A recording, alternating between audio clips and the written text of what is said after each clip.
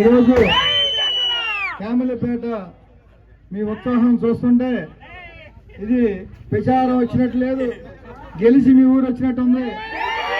ఇది నిజం. మీ ఉత్సాహం చూస్తుంటే ఎలా ఉందంటే ఇక వారు వన్ సైడే. ఇవాళ ఎందుకు అంతగా మారాల్సి వచ్చిందంటే జగన్మోహన్ రెడ్డి ఒక నియంత, ఇక్కడ ఉన్నటువంటి నాయకుడు ఒక నియంత. వీళ్ళని వదిలించుకోవాలని ఎక్కడ గెలితే అక్కడ బ్రహ్మరథం పడుతున్నారు కొల్లు రవీంద్ర గారికి. ఎందుకంటే కింద నుంచి వచ్చిన వ్యక్తి, కష్ట సుఖాలు తెలిసిన వ్యక్తి కనుక మనందరం కూడా కొల్లు రవీంద్ర గారిని అఖండ విజయంతో 30,000 మెజార్టీతో గెలిపించుకోవాలని ప్రయత్నం. మీ ఊళ్ళో 195 ఓట్లు వేయాలి కొల్లు రవీంద్ర గారికి. ఎందుకంటే మీ బిడ్డకు మీరే ఓటు అయిపోతే జనాల్లో అవమానం వస్తుంది. మీ వెనకాల మీరు ఉన్నారని ఆయనకి ధైర్యం, ఆ ధైర్యాన్ని మీరు నిరూపిస్తారు. అలాగే బాలశౌరి గారికి మంచి నాయకుడు, దమ్మున్నటువంటి ఎంపీ, ఆయన గుర్తు గాజు గ్లాస్. కొల్లు రవీంద్ర గారి గుర్తు సైకిల్.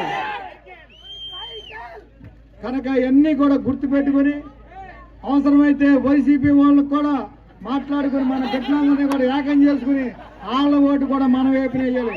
వాళ్ళు కూడా చక్కా చేసుకున్నారు కానీ గుండెల్లో మనమే ఉన్నాం, ఇవన్నీ తెలుసుకోవాలి. వాళ్ళ పక్కన తిరుగుతున్నారు కానీ ఓటు మనగా చెప్తున్నారు. ఇవన్నీ కూడా దృష్టిలో పెట్టుకుని మనందరం కూడా చేయాలి.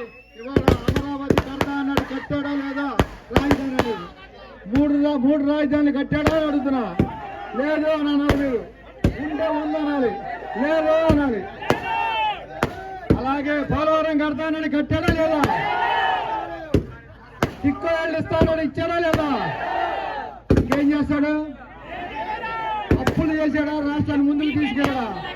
అప్పులు పాలైపోయిన రాష్ట్రాన్ని కాపాడుకుంటాం మనందరి బాధ్యత.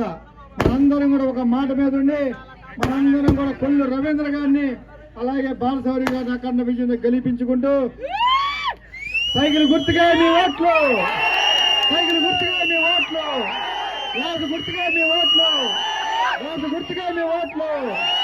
జై జనసేన తెలుగుదేశం.